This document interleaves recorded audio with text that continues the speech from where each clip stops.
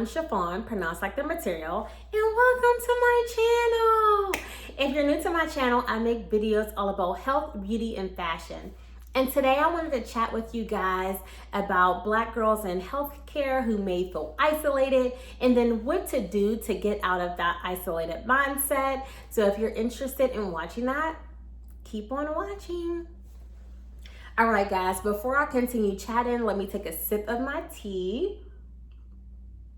And it's so good. And I'm sipping it out of this pharmacist mug from Carbon Coffee. So cute. And then I also have my professor necklace on from Carbon Coffee. I have a pharmacist necklace too, which is super cute. But I have the professor necklace on today, and I'll link the website in the description box below. And I have a professor necklace on because I'm a professor. So I am a clinical pharmacist if you're new to my channel. I'm a clinical pharmacist, and I'm also a professor with the School of Pharmacy, and also a faculty with the Department of Medicine at a medical university.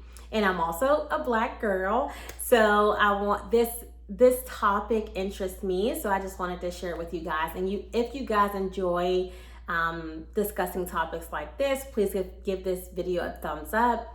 And thank you to everyone who is subscribed to my channel already. And if you're not subscribed and you want to see more of me, please subscribe. So I once felt as though I was in isolation. And I actually looked up the definition, and if you're not new to my channel, I do write stuff down because I do not want to forget and ramble on. So isolation isolated means you're alone or apart from others.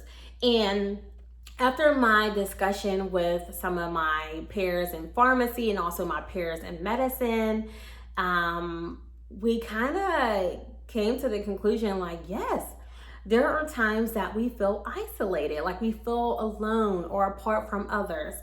And that could be from several things. One, because we are a minority, oftentimes you may be the only Black person in your area of work. So my class, my second year of residency, in my class, I was the only Black person. So I kind of felt alone, which is from the definition of isolation. So I felt alone in that aspect.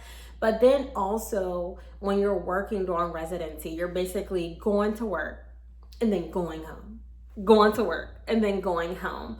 And then it could be challenging because when you're not working and you're not at home resting because you're tired from doing all that working, when you do want to do something, if you're in a new city or a new state or something like that, you may not have not have made friends yet.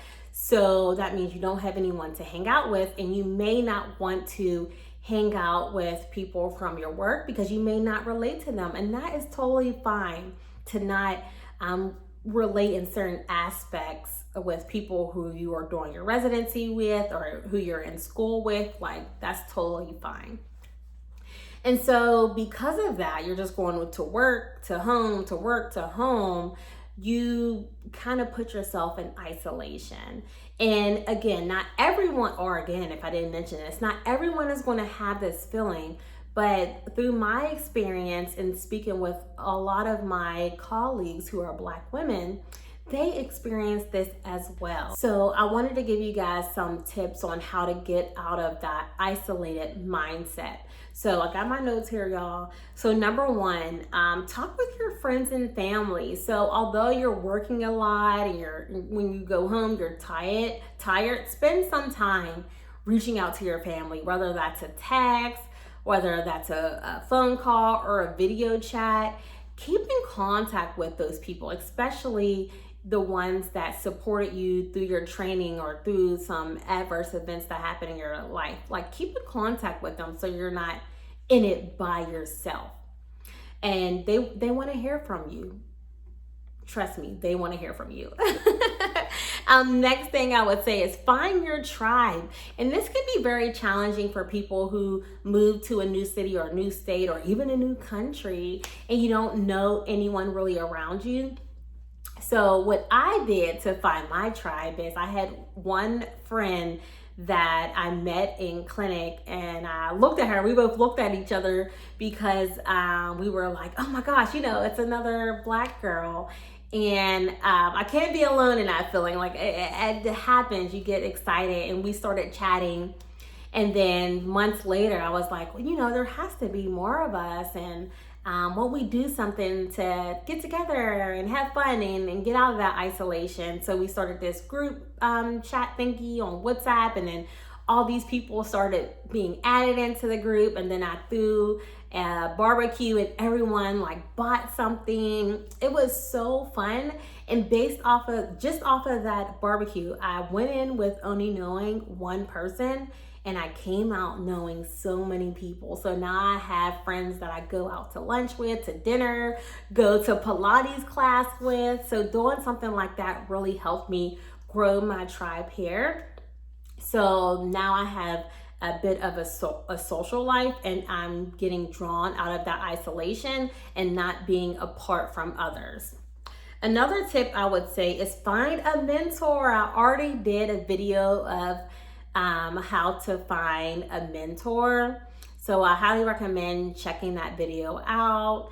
And then also I was talking about the importance of the mentor, because they can help you, you know, if you're having certain I guess in your social aspect of your life, they can actually give you pointers on what events to go to meet new people, and not only you'll meet new people as socially, but you know, it may be a perk for your job too. You may, I don't know, find your next colleague there, or someone who can hire you somewhere or something like that. So I highly recommend finding a mentor. And then my last tip is, this is important, y'all. Get a non-medicine, non-pharmacy, non-healthcare hobby, okay? So my non-healthcare hobby, which is kind of like healthcare, is YouTube, because I'm literally talking about healthcare on YouTube. But I also do makeup on there, so that is non-healthcare. So I really enjoy it. It's fun. I feel like I'm talking with you guys, even though I'm here by myself. But I feel like I'm talking with you guys, and I'm interacting with you all in the messages. And then I also have an Instagram, and I post things on there. And I really like when people chat with me about like food and fitness. And it's just, you know, non-pharmacy. So, or just non-healthcare in general. And it helps me connect with people who are even outside of my field. So it just broadens the people who I interact with, so I'm not alone and I'm not apart from others. So I highly recommend getting a non-healthcare hobby, even if it's a hobby that's like doesn't have to deal with other people, like going hiking, going to the spa, going out to dinner. Just finding something that brings you joy, because oftentimes isolation can cause you to be sad, and you know, I don't want you to be sad. So find something that brings you joy. All right, guys. So if you are someone in your healthcare setting and you feel isolated, or you were in isolation and you brought yourself out of that isolated mindset, what are some things that you did to bring yourself out of that and bring yourself some joy? Let us know down below in the comments. And again, like this video if you like talking about these topics. And thanks for watching, guys. Peace and love.